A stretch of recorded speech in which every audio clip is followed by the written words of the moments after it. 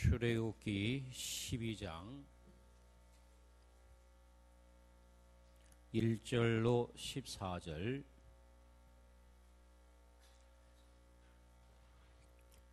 출애굽기 김은희 권사님, 그 두 줄 요 앞으로.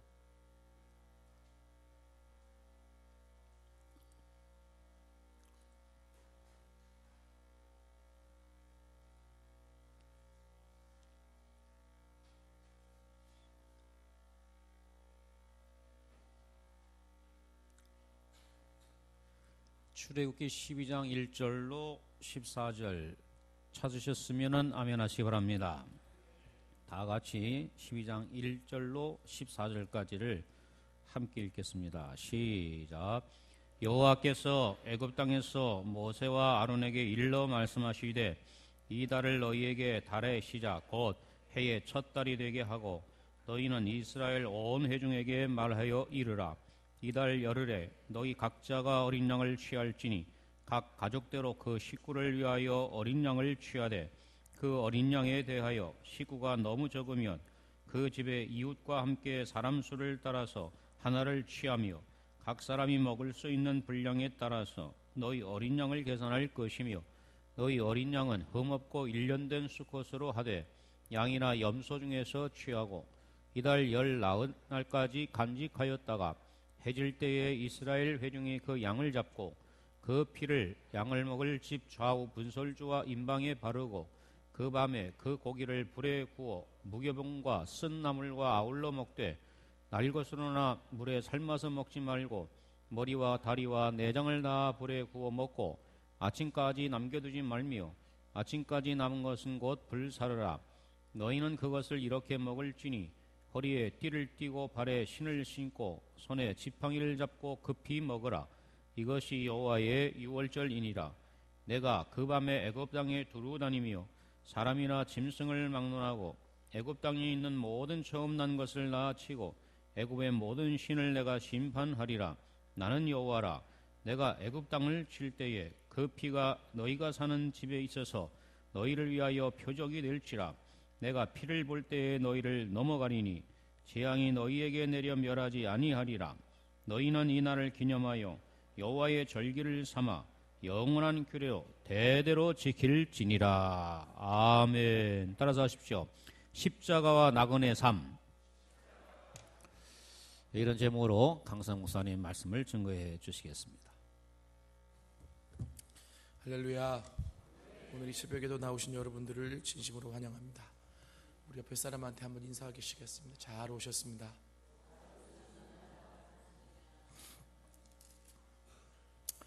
예수님이 제자들에게 십자가에 죽기 전에 제자도를 말씀해 주셨습니다. 마태복음 16장 24절에 보니까 누구든지 나를 따라오려거든 자기를 부인하고 자기 십자가를 지고 나를 쫓을 것이니라.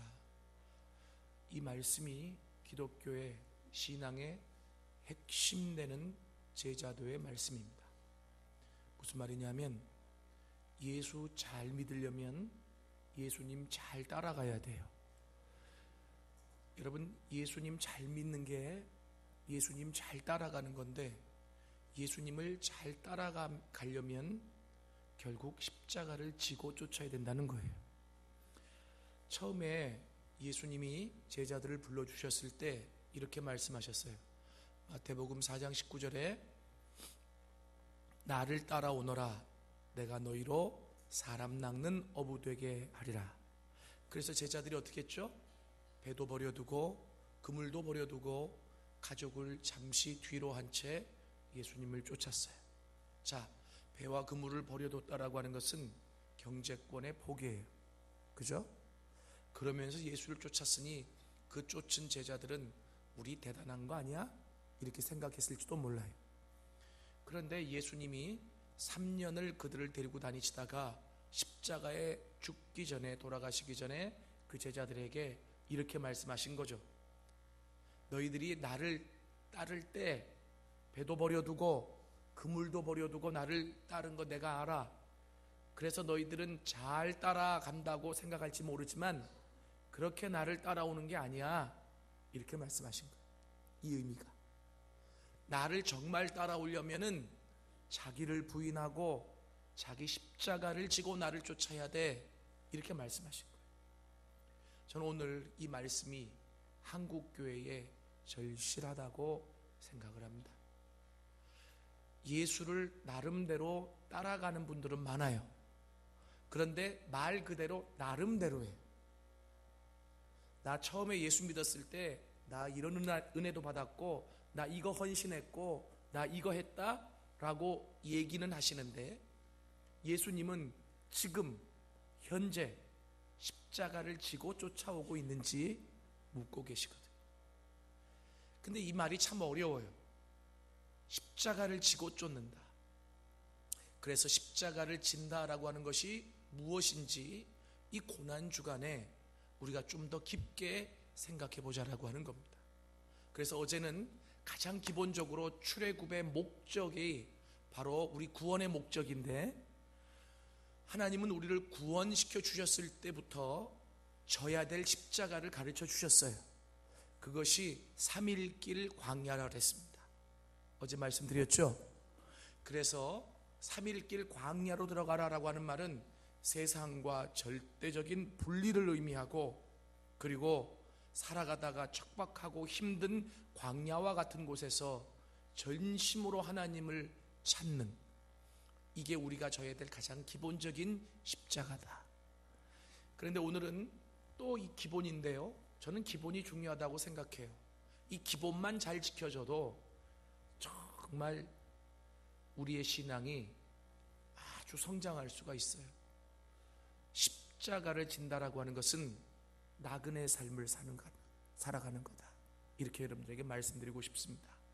오늘 저는 그 본문의 내용을 가지고 이 말씀으로 은혜를 나누고자 합니다. 잠시 기도하겠습니다. 하나님, 오늘 이 새벽에도 우리의 잠을 깨워주시고 하나님 앞으로 달려나올 수 있도록 도와주셔서 감사합니다. 하나님을 향한 설레이는 마음으로 기대하는 마음으로 나왔습니다. 예수님, 오늘 우리를 만나 주시옵소서. 말씀하여 주시옵소서. 이 새벽에 주님의 음성을 들을 수 있도록 하시고 주님을 깊게 만나고 돌아가는 시간이 될 수 있도록 주께서 축복하여 주시옵소서. 오늘 주님 앞에 나올 때 하나님 귀한 기도의 제목을 담아서 하나님 앞에 예물을 올려드린 손길들을 기억하여 주옵시고 주님께서 기쁘게 받아 주시옵소서. 하나님, 그 마음의 소원함이 하나님의 때에 온전히 이루어지게 하여 주옵시고 뿌린 대로 거두는 것이 성경의 진리인데 물질로도 심었사오니 물질로도 거두게 하시되 100배, 60배, 30배의 열매를 맺어 하나님의 나라와 영광을 위해 마음껏 쓸 수 있도록 일할 수 있도록 축복하시옵소서. 오늘 이곳을 주의 보혈로 덮어 주옵시고 성령으로만 기름 부어 주옵소서. 예수님의 이름으로 기도드렸습니다. 아멘.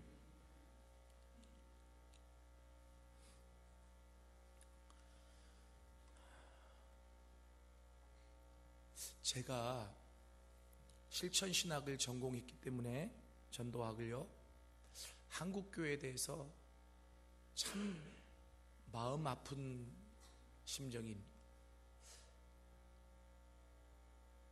왜 이렇게 교회가 힘을 잃어가고 위상이 추락돼 갈까? 여러 가지 이유가 있는데 제가 생각할 때는 가장 중요한 것 중에 하나가 어떻게 보면 기독교의 기본이라고 할 수 있는 본질이 자꾸 희석이 돼 가는 거예요. 그러다 보니까 예수를 잘 믿지 못하는 거죠. 본질이 희석돼 가면 교회가 교회답지 못하고 성도가 성도답지 못하게 돼요. 그런데 그 본질 중에 하나가 바로 뭐냐면, 여러분, 어제 제가 이제 출애굽기를 제가 지금 계속 보고 있는데, 왜냐하면 출애굽기에 이 십자가의 모형들이 굉장히 많이 나와 있어서 그래요. 애굽에서 나오는 게 출애굽인데 이것이 모형론적으로 보면은 구원이라 그랬잖아요. 그죠? 그럼 여러분들이 구원받은 하나님의 자녀라면 여러분들은 이 땅에 살지만 이 땅에서 나온 사람들이죠. 맞습니까? 이게 예수 믿고 구원받은 사람의 영적인 정체성이에요. 그러면 하나님이 왜 세상에서 끌어내셨죠? 그냥 끌어내신 게 아니고요, 끌어내셔서 하나님이 세워놓으신 목적지를 향해 달려가게 하시기 위해서. 그게 히브리서 11장에 나와요. 히브리서 11장 한번 다 펴보실래요?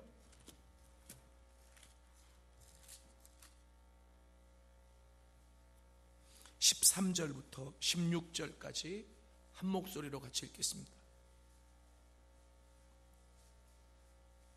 신약 365페이지 같이 읽습니다. 시작.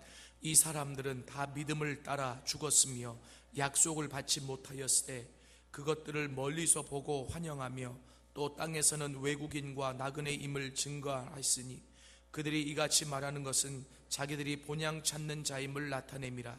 그들이 나온 바 본향을 생각하였더라면 돌아갈 기회가 있었으려니와 그들이 이제는 더 나은 본향을 사모하니 곧 하늘에 있는 것이라. 이러므로 하나님이 그들의 하나님이라 일컬음을 받으심을 부끄러워하지 아니하시고 그들을 위하여 한 성을 예비하셨느니라. 아멘. 자, 저를 보세요. 히브리서 11장은 믿음의 장이죠. 그래서 우리가 흔히 믿음의 거장이라고 하는 사람의 이름이 쭉 나와 있습니다. 근데 그 사람들의 공통점이 있는데 어떤 공통점이 있느냐면 고향을 떠난 사람들이에요. 본향을 떠난 사람들이에요. 그죠? 그래서 본향을 떠나서 그냥 가만히 우두커니 있느냐? 아니에요. 그 본향을 떠나서 하나님이 준비하신 본향을 향해 달려가는 자들입니다. 이해되세요? 그래서 세상에는 그들을 뭐라고 불렀느냐면 나그네, 외국인 이렇게 불렀다는 거죠. 이해되세요? 여러분, 오늘날 예수 믿고 구원받은 사람의 우리의 영적인 정체성이 여기에 있어요. 뭐냐면 비록 이 땅에 살지만 하나님이 우리를 위해서 준비하신 천국을 바라보며 달려가는 사람들이에요. 그래서 이것을 제가 오늘 제목을 어떻게 붙였느냐면 나그네 삶 또는 순례자의 삶. 이해되시죠? 그런데 결론적으로 얘기하면 오늘날 그리스도인들이 이 땅에 살면서 세상 사람하고 똑같이 나그네라고 하는 정체성을 버려버리고, 그리고 이 세상에서 어떻게 하면 더 잘 살고 이 세상에서 어떻게 하면 더 많은 것을 누리고 내가 더 훌륭해질 수 있을까만 생각하면서 살아요. 그러니 영적인 하나님의 나라가 어떻게 우리 가운데 임하고 영적인 하나님의 세계가 어떻게 열려질 수 있겠느냐 이거예요. 믿음의 거장들의 공통점은 이 땅을 살아갈 때 이 땅이 환대해 주지 않고 이 땅에서 많은 것을 누리지 않아도 나그네라고 하는 정체성을 가지고 살았다는 거죠. 오늘 거기에 대해서 명확하게 얘기해주고 있는 시초가 출애굽기 12장에 나와요. 이 출애굽기 12장은 무슨 내용이냐면 유월절에 대한 제정의 내용이죠. 유월절에 대한 제정의 내용은 바로 뭐냐면 이스라엘을 그 애굽에서 건져내시기 직전에 하나님은 10번째 재앙을 내리시잖아요. 이 10번째 재앙은 애굽의 죄에 대한 하나님의 심판의 모형이에요. 근데 죄에 대한 심판은 결국 죽음이죠. 그죠? 근데 모형이기 때문에 다 죽일 수 없어서 장자만 죽이는 거예요. 그죠? 근데 죄에 대해서 심판을 하시겠다고 했을 때 애굽의 고센 땅에 살고 있었던 이스라엘도 죄인이에요. 어제 말씀드린 대로 430년 동안 하나님 없이 살았잖아요. 그죠? 그렇기 때문에 하나님이 내가 심판을 하는데 너희들은 내 백성이니까 내가 심판을 안 하고 이쪽 애굽 사람들은 죄인이니까 심판하고 이러면 하나님이 공의롭지 못하잖아요. 죄에 대해서 심판할 때는 어느 누구도 벗어날 수 없어요. 벗어날 수 있는 방법은 죄의 대가를 치룰 때 벗어날 수 있어요. 그래서 하나님이 그 죄값을 치룰 수 있는 방법을 가르쳐 주신 게 유월절입니다. 하나님이 이스라엘에게 뭐라고 말씀하셨느냐면, 오늘 이야기가 유월절이 아니기 때문에 이건 간단하게 설명하고 넘어갑니다. 뭐냐면 이스라엘의 한 가족이 한 마리의 양을 잡으라 그랬어요. 그죠? 근데 그 양이 어떤 양을 잡아야 되냐면 1년 된 어린 양, 수컷, 점도 흠도 없는 양을 잡으라 그랬어요. 여러분, 실은 이 출애굽기 12장을 자세히 보면 예수님이 십자가에서 죽으실 것을 그대로 예표하고 있습니다. 몇 시에 어떻게 죽으실 것인가를 이 구약 성경이 미리 얘기하고 있다는 거예요. 우리 찬송가에 어린 양을 찬양하는 게 많이 나오죠. 그죠? 뭐 어린 양 찬양하리 뭐 이런 것도 있고, 찬양하리 찬양하리 죽임당한 어린 양 이런 것도 있잖아요. 우리는 그냥 뭐 생각 없이 부를 수 있지만 세상 사람들이 가끔 물어봐요. 아우, 왜 교회 다니는 사람들은 어린 양을 그렇게 좋아하니? 늙은 양은 좋아하면 안 되냐? 어떻게 생각하세요? 송아지는 좋아하면 안 되냐?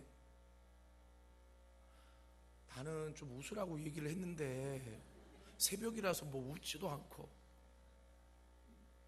아니, 어떻게 대답하실래요? 출애굽기 12장에 어린 양 나와 있으니까 잘 들으세요. 우리가 어린 양을 찬양할 때 그 어린 양은 그냥 우리가 닭을 영계를 좋아하듯이 어리기 때문에, 양이 어리기 때문에 좋아하는 게 아니라 이 어린 양은 예수님을 지칭하기 때문에 찬양하는 거 아니겠어요? 그죠?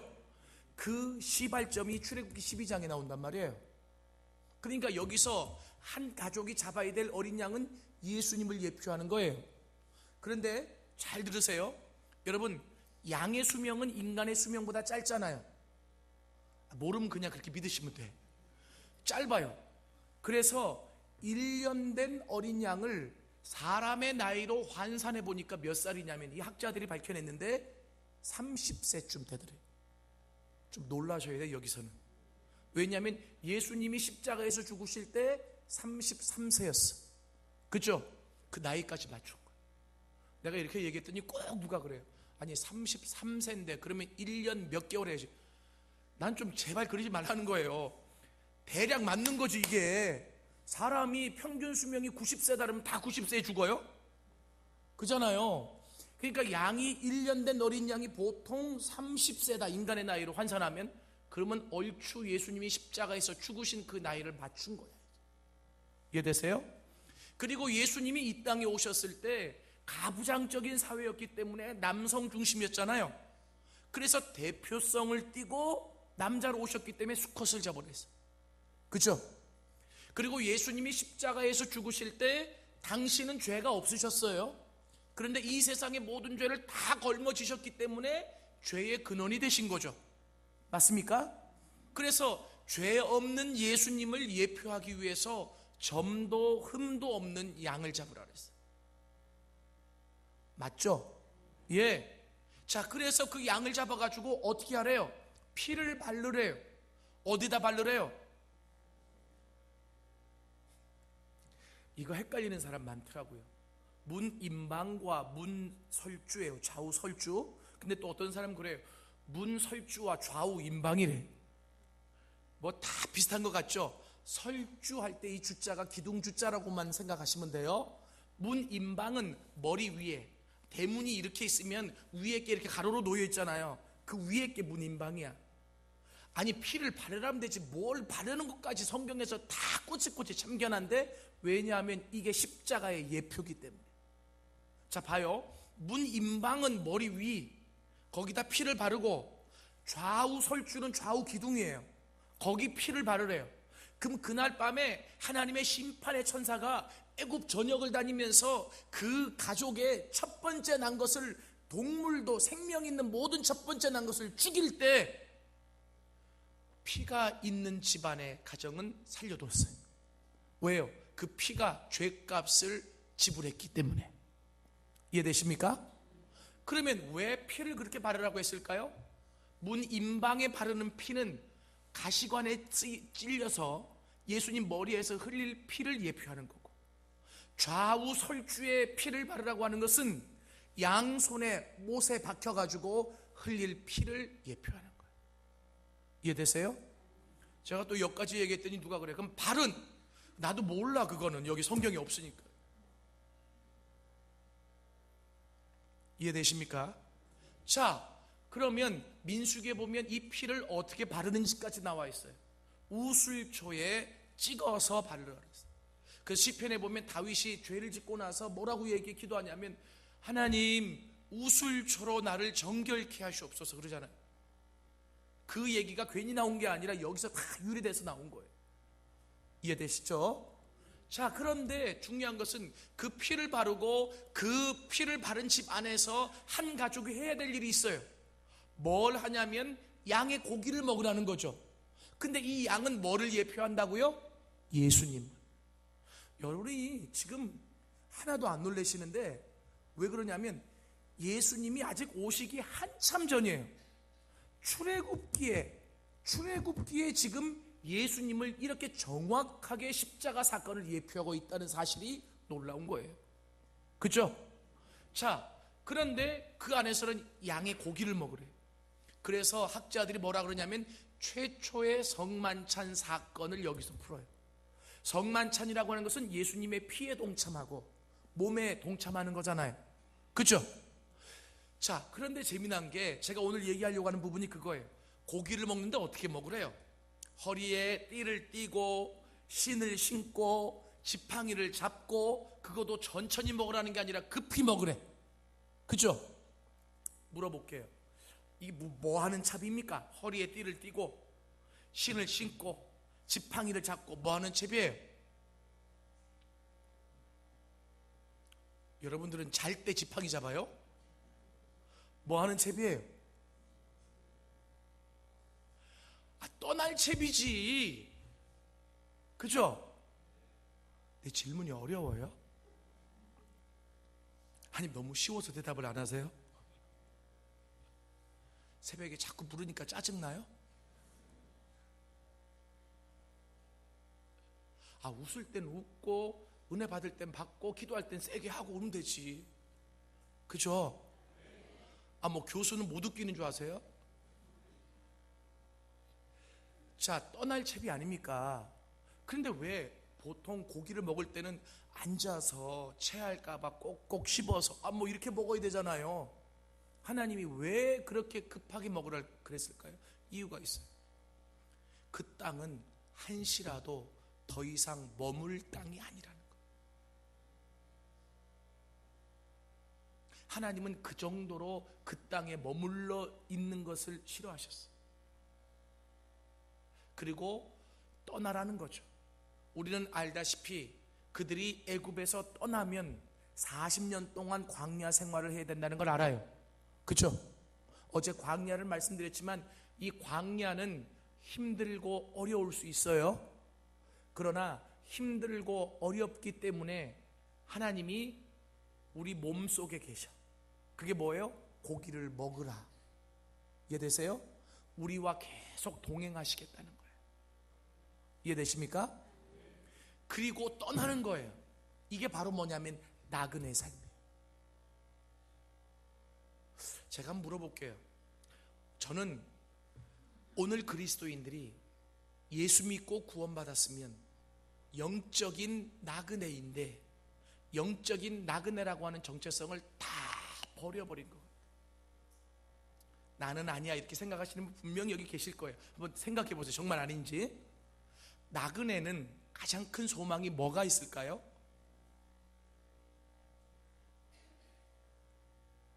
아니, 내가 나그네라고 생각해 봐요. 나그네 삶을 안 살아서 모르는가? 내가 나그네라고 한번 생각해 봐요. 그럼 가장 큰 소망이 어디 있을까요? 나그네에? 예? 그래요. 죄송해요. 자꾸 물어봐서. 틀리면 또 얼마나 창피해. 그죠? 나그네는요, 가장 큰 소망이 뭐냐면 목적지에 도착하는 게 소망이야. 그잖아요. 가는 길 동안에는 얼마나 힘들겠어요. 그죠? 오늘의 나그네를 생각하면 안 돼요. 그 당시의 나그네는 이게 길을 걸어가다가 강도를 만날 수도 있고, 그리고 도둑을 만날 수도 있고, 신변의 보장을 받지 못하는 사람이 나그네예요. 그러니 빨리 목적지에 도착해야지. 그렇지 않아요? 예? 그래서 이 나그네는 항상 목적지를 바라보고 달려가는 사람이 나그네예요. 오늘날에도 마찬가지입니다. 우리가 정말 영적인 나그네라고 생각한다면 목적지에 대한 소망이 있어야 돼요. 그 목적지가 뭐냐면 천국이에요. 믿습니까?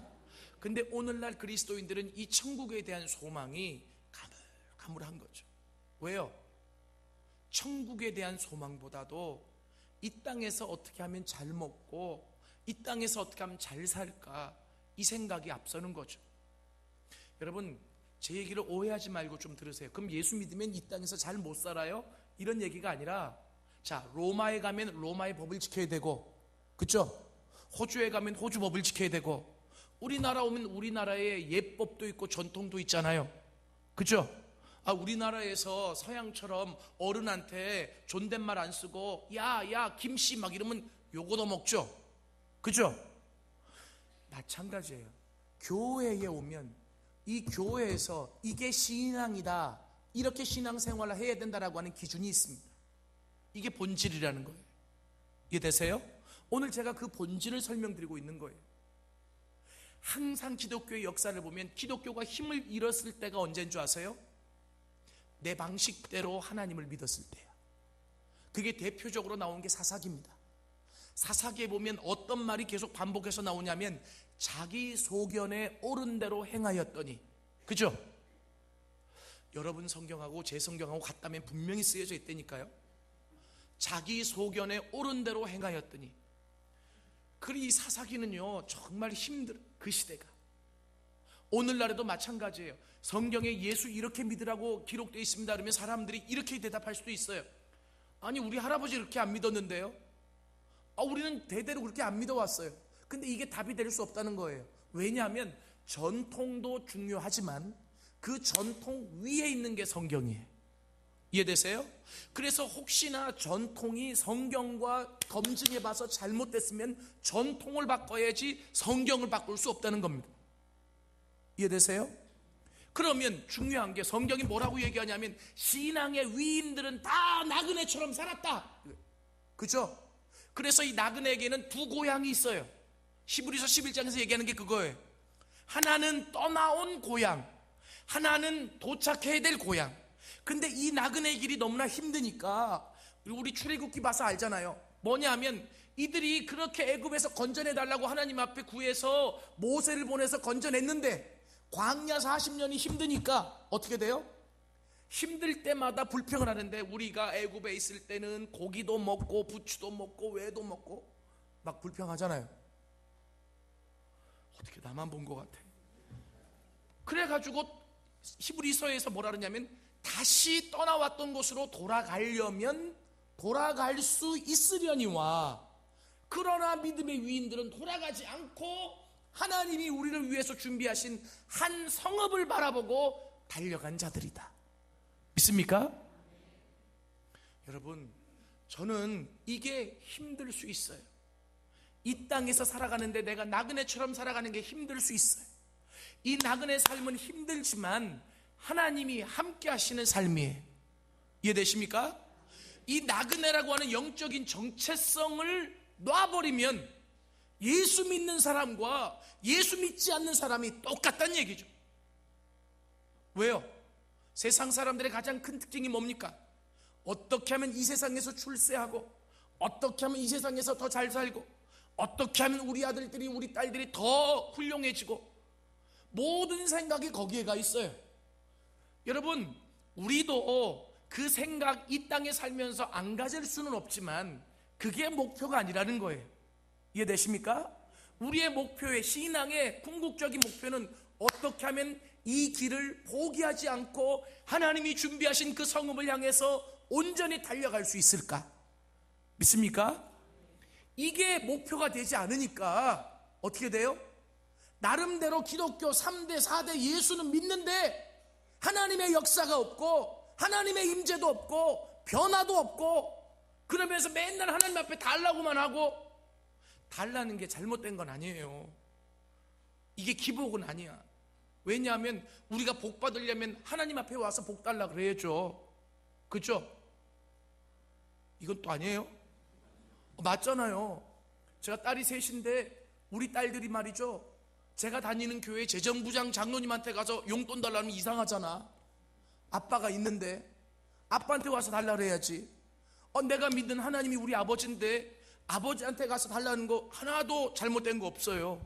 문제는 뭐냐 하면 5년이 지나도 10년이 지나도 20년이 지나도 그 아비의 마음은 알지 못한 채 유치원생처럼 맨날 달라고만 하니까 문제지. 이해되세요? 신앙도 성장을 해야 된다는 거예요. 예? 그러고 보면 한국 교회는 유치원생들만 모인 것 같아요. 맨날 달라고만 하고. 유치원생의 특징이 뭐예요? 남을 배려 못해요.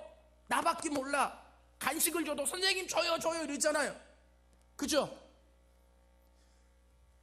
귀엽게 볼 수 있는 시간이 있지. 5년, 10년, 20년 지나도 맨날 그걸 귀엽게만 볼까요? 그래서 제가 여러분들에게 말씀드리는 거예요. 성경이 얘기하고 있는 게 뭐냐? 신앙의 거장들은 나그네 삶을 살았다. 우리 성결교회가 자랑하는 유명한 부흥사님이 계세요. 이성복 목사님이시죠. 그렇죠? 근데 그 이성복 목사님이 집회를 하셨을 때 저녁에는 철로역정을 강해를 하셨대요. 철로역정은 성경은 아니지만 그 철로역정은, 저는요 6살 때 철로역정 뗐잖아요. 우리 아버지가 사다 줘가지고 재밌더라고요. 그게 애들 수준에 맞게 다 철로역정이 나와 있어요. 만화로도 나와 있거든. 근데 그 얘기가 어떤 얘기입니까? 나그네 삶에 대한 얘기예요. 그죠? 한 사람이 망한다 그래가지고 그 성이 그래가지고 떠나잖아요. 그죠? 그래서 하나님이 준비하신 그 성까지 혼자 가는 순례의 길에 대한 얘기잖아요. 그런데 놀라운 것은 그 철로역정을 강해라기보다 쭉 풀어서 성경을 얘기해 주면 그렇게 사람들이 울고 회개하고 다시금 하나님 앞에 신앙의 자세를 가다듬고 이랬다는 거 아닙니까? 그죠? 저는 어제도 말씀드렸지만 요즘 시간이 흘러가면서 그런 생각을 자주 해요. 우리 선조들이 많은 것은 알지 못했을지 모르지만 신앙의 본질은 붙잡고 갔구나. 그 신앙의 본질이 다시 회복되어져야 되지 않을까. 이해되십니까? 예?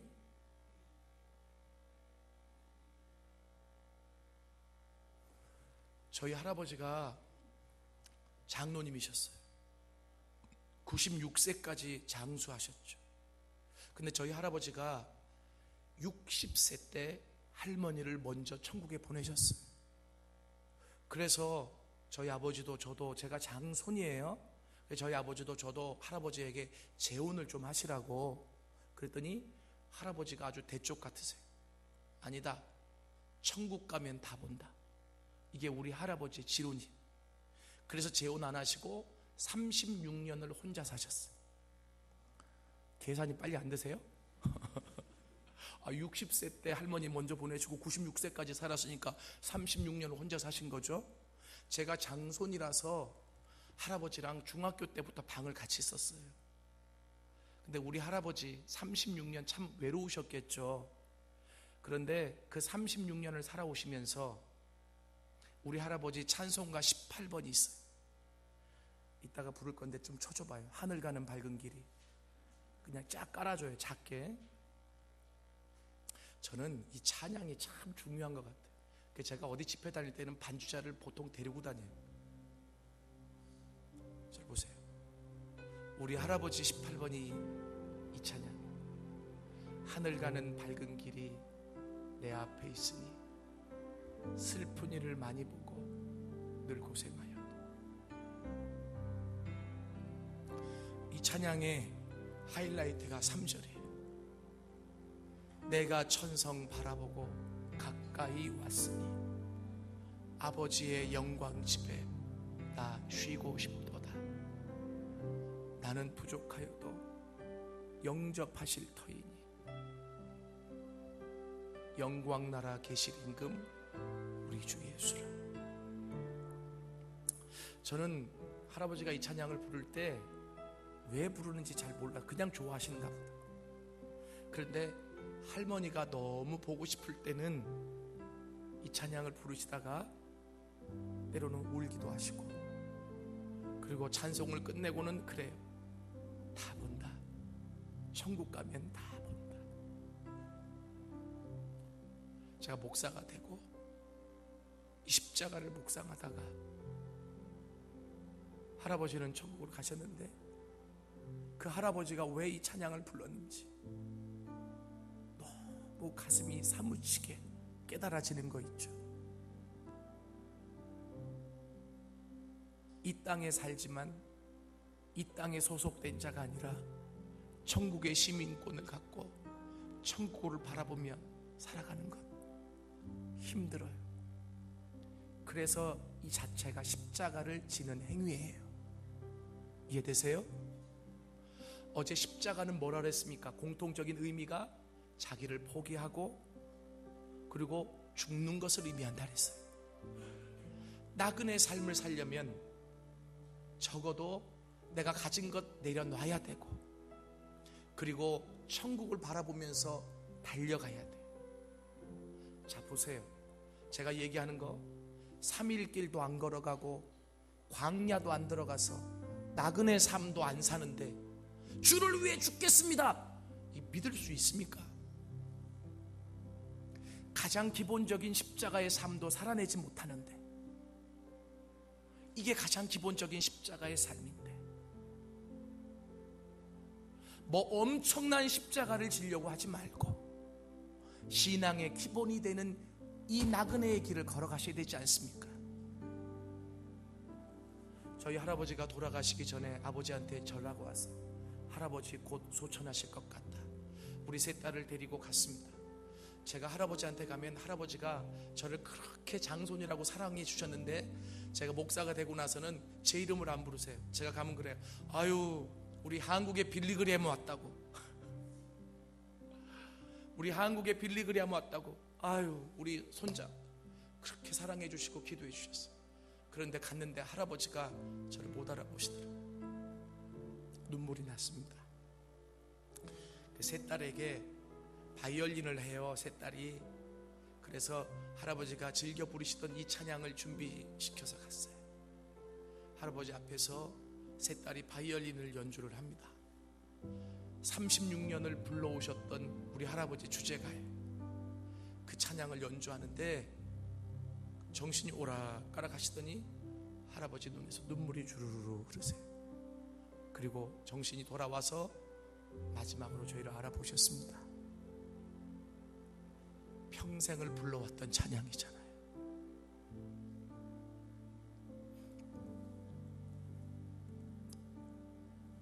기독교가 참 어제도 말씀드렸지만 세속화가 됐어요. 세속화가 됐다는 것은 너무 세상적이 됐다는 거죠. 영원한 천국에 대한 소망이 사라져버린 거예요.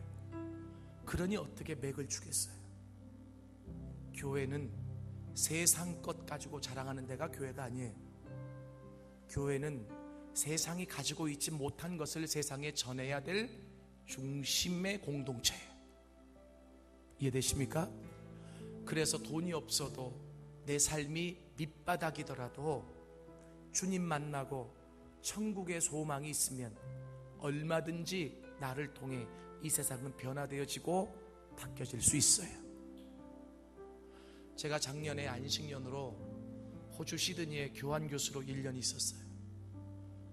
2월 달에 갔는데 3월 달에 전화가 왔습니다. 동생에게.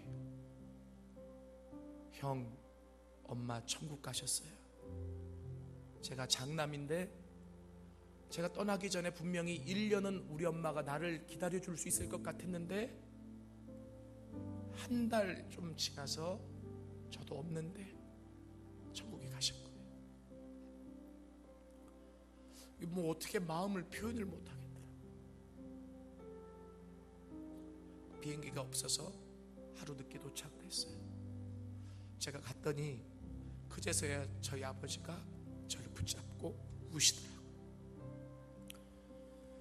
저희 아버지가 늦게 신학을 하셨기 때문에 저희 어머니는 평생 아버지가 은퇴하실 때까지 밤에 집에서 잠을 주무시지 않았어요.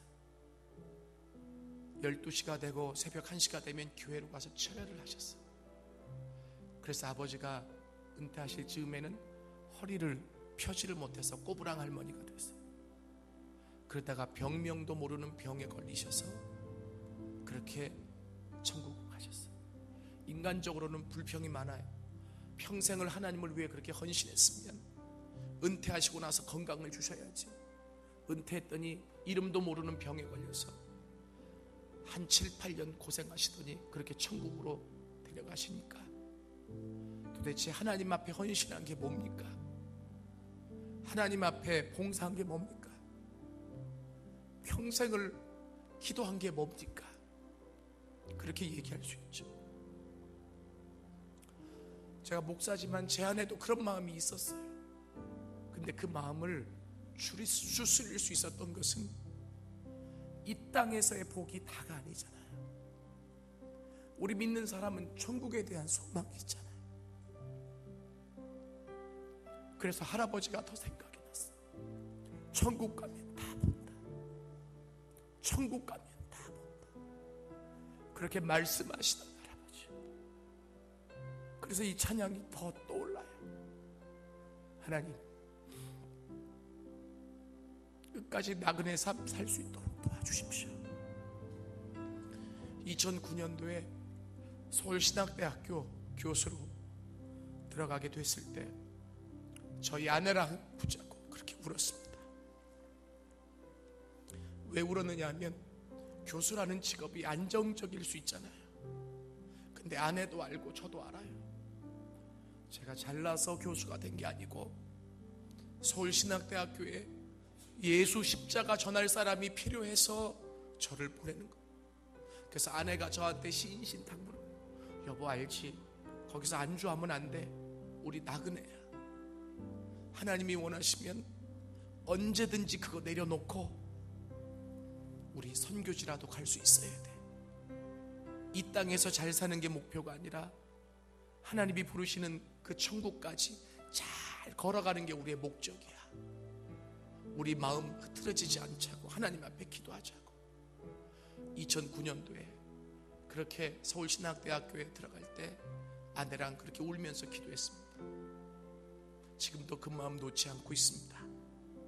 하나님이 원하시면 언제든지 내려놓고 선교지라도 가겠습니다.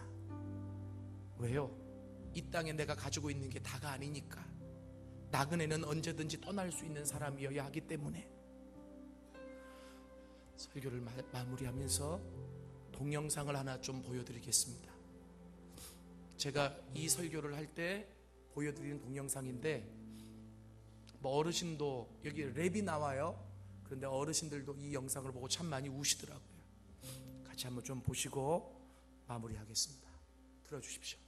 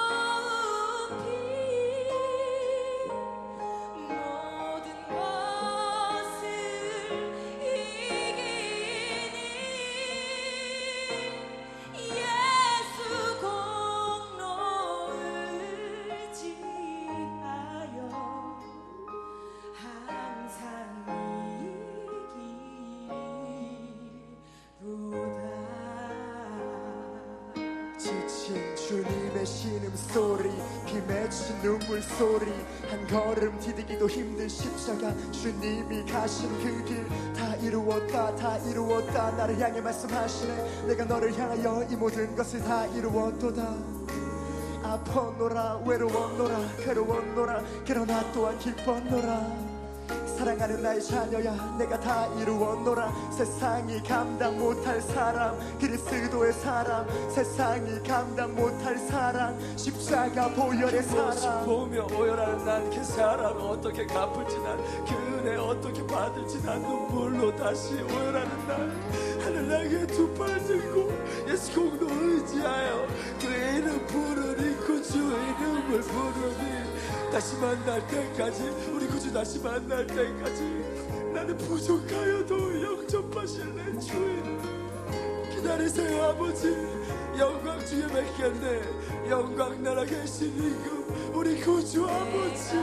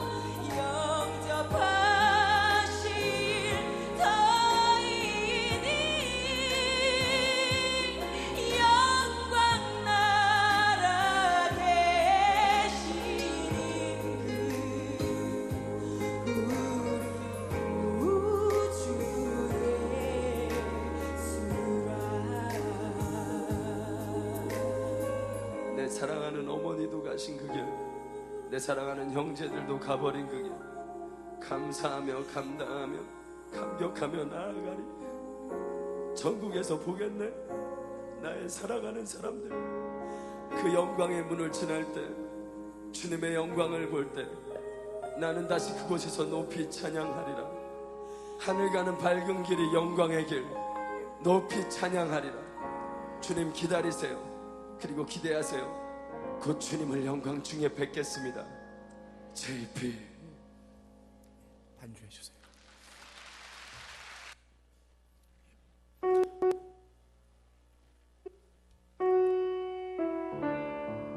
아까도 말씀드렸지만 조금만 작게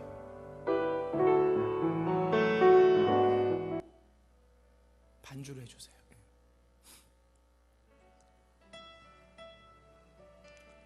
아까도 말씀드렸지만 성경에 보면 위대한 하나님의 사람들은 다 나그네 길을 걸었습니다. 그 중에 한 사람을 잠시 말씀드리면 야곱이 있었어요. 그가 형을 속이고 아버지의 축복을 받고 집을 떠났죠. 그때부터 나그네 인생이 시작됩니다. 어디 가서 자야 될지, 어디 가서 먹어야 될지, 외삼촌 집은 잘 도착할 수 있을지 아무 기약이 없이 광야에서 돌베개를 하고 잤을 때 하나님이 나타나서 그에게 언약을 세워주시잖아요. 그런데 하나님이 약속대로 외삼촌 집에 잘 도착해서 가정을 이루고 많은 재물을 얻어서 아비의 집으로 돌아오게 합니다. 야곱이 그 베델에서 하나님 앞에 부탁했던 거, 아비의 집으로 무사히 돌아오게 해주세요. 이게 가장 큰 소원이었거든요. 그런데 그가 돌아오다가 세겜 땅에 들어가요. 세겜 땅에 들어가서 처음에는 제사를 드리는데 그 땅이 너무 살기 좋거든요. 그래서 떠나야 되는데 거기 주저앉아 버려요. 그리고 몇 년을 사느냐 하면 10년을, 나그네라고 하는 정체성을 잃어버린 거죠. 그래서 어떻게 된 줄 아세요? 10년이 지난 뒤에 딸 디나가 강간을 당하고, 이게 그때 일어난 사건이에요. 그리고 오빠들이 복수를 하겠다고 세겜 사람들을 할례를 주고 그래서 죽여버렸어. 그 소문이 가나안에 다 퍼졌어요. 이제 가나안 사람들이 군사를 모아가지고 쳐들어오기만 하면 야곱의 집안은 몰락되는 거예요. 그때 하나님이 일방적으로 나타나셔서 야곱에게 일어나 베델로 올라가라 말씀하십니다. 야곱이 베델로 올라가서 하나님을 만나고 다시 회복되는 장면이 창세기에 기록되어 있어요. 오늘날 많은 사람들이 예수 믿고 구원받아 나그네 길을 떠났는데 세겜 땅이 너무 좋아 주저앉아버린 아브라함처럼, 아니 야곱처럼 그 땅에 주저앉아버린 사람이 많더라고요. 혹시 그렇게 주저앉아버린 사람이 있다면 오늘 이 새벽에 다시 일어나십시오. 그리고 하나님, 내가 영적인 나그네 길을 걸어가겠습니다. 이게 기본적으로 져야 될 내 십자가입니다. 하나님 앞에 그렇게 결단하고 이 고난주간 이 둘째 날 집회 때 기도하셨으면 좋겠어요. 우리 찬송가 1절 3절만 부르고 합심으로 기도합니다. 하늘 가는 밝은 길이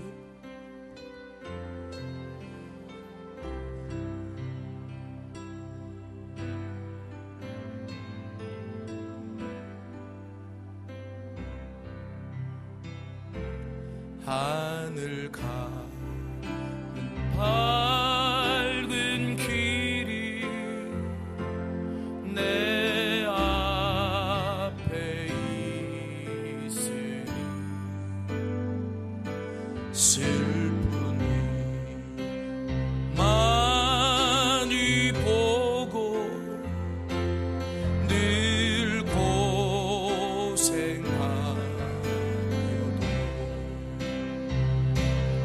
하늘 영광 밝음이 어둠 그늘 해치니 예수 공로 의지하여 항상 빛을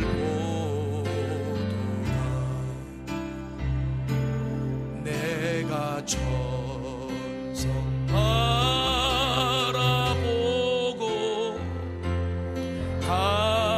가까이 왔으니 아버지의 영광 집에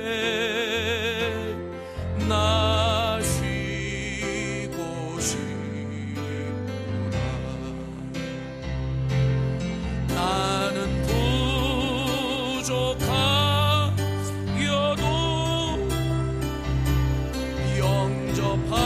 영접하실 터이니 영광 나라 계시린 우리 구주 예수라. 다 눈을 감겠습니다. 손을 가슴에 얹읍시다. 하나님의 말씀을 들었을 때가 결단할 때고 하나님의 말씀을 들었을 때가 기도할 때입니다.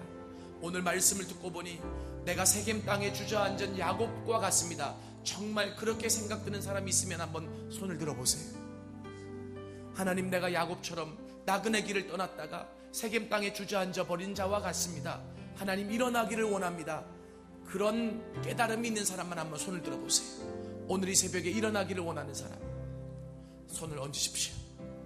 우리 이 시간에 주여 삼창하고 자유롭게 기도하시다가 돌아가시는데 성령께서 깨닫게 하신 부분을 붙잡고 우리 하나님 앞에 간절히 기도하시겠습니다.